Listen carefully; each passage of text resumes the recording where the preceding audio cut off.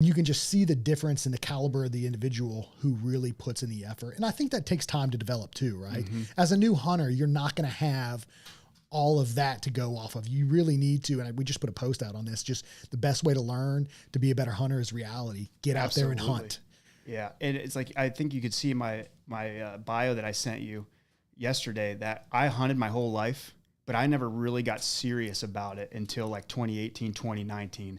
And because like you need that growing experience, you need to go out with a bow especially, and you need to fill tags, whatever it takes for you to fill tags legally, obviously. Right. But you need those experiences because if your goal is if your goals are like comparable with mine, where you're trying to kill the biggest deer you can find, you're going to be staring through your peep sight at a big deer, and you got to be composed and be willing to do that. And if you've only got 1 or 2 bow kills with a doe or two, you're going to crumble in that situation and probably end up wounding that deer, and then nobody gets to enjoy him. Right. You know, so yeah, continue. I had a couple points I need to refresh there for a second.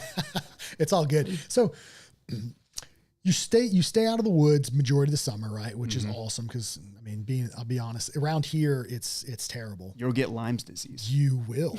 Like it's almost guaranteed. Yep. Right. So and you're talking about whenever you don't just hop in the woods and hang a stand and hang from it and hope something walks by you. Was your approach the same way here? Because it's so thick here in Eastern North Carolina, right? It's very hard, unless you're really it's hard to see what's going on. Are you still just hanging on field edges and big open areas looking for something? No, because you're not going to, if you're in this part of the country and you're looking for a mature animal to be in an open field in the daylight, you are wrong. You need to look at what I said before, as close or as far away as I can be and still see. If that's 20 yards, man, it's 20 yards. And you got to burn a sit, Yeah. But I since moved and I have a different landscape to deal with.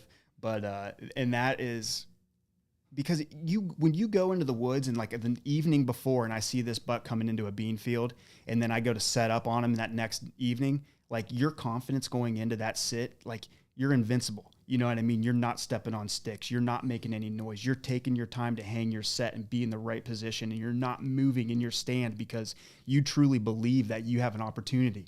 So it's like that stuff right there plays with me and really helps my success level. And it's like, if you're not seeing what's going on in the woods, you're just guessing and hoping. Right. You're hoping and not hunting. And that's like my personal slogan. I keep saying to myself, like, are you hoping or are you hunting right now?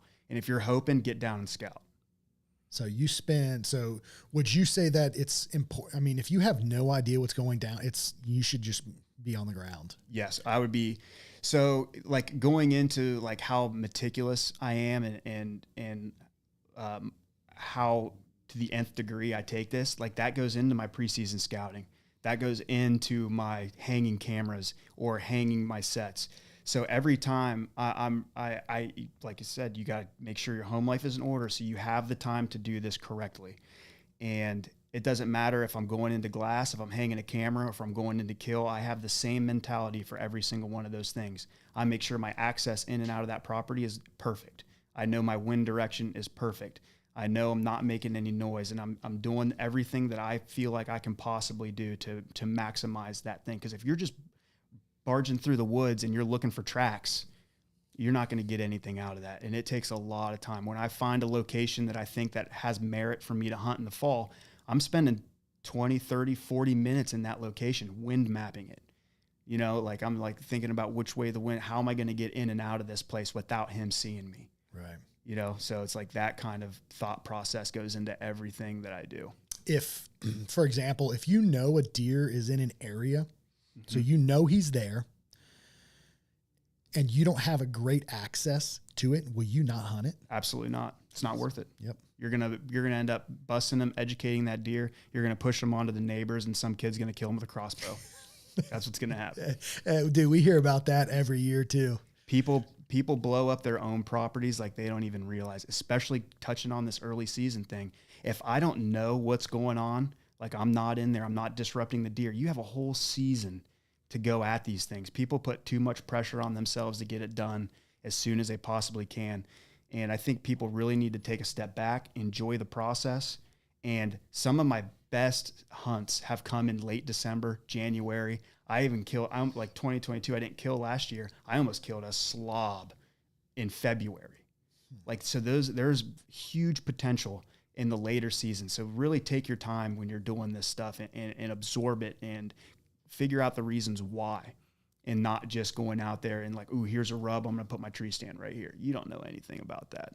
Yeah. Especially going in the mornings in the early season. And if you're hunting September, October, and you're hunting the morning, and like if I have a friend call me and he's like, hey, I'm thinking about going October 1st, early morning, I'm going to sit in this stand, I'll tell him, you better have specific information and intel that tells you that that's exactly where you need to be.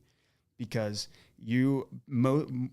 people that hunt in the mornings and don't know specific intel and have definitive answers, they're messing up their hunting locations. And then that only hurts you in November, December, January. Because once those deer get tipped off, especially the mature ones, you don't get a second chance.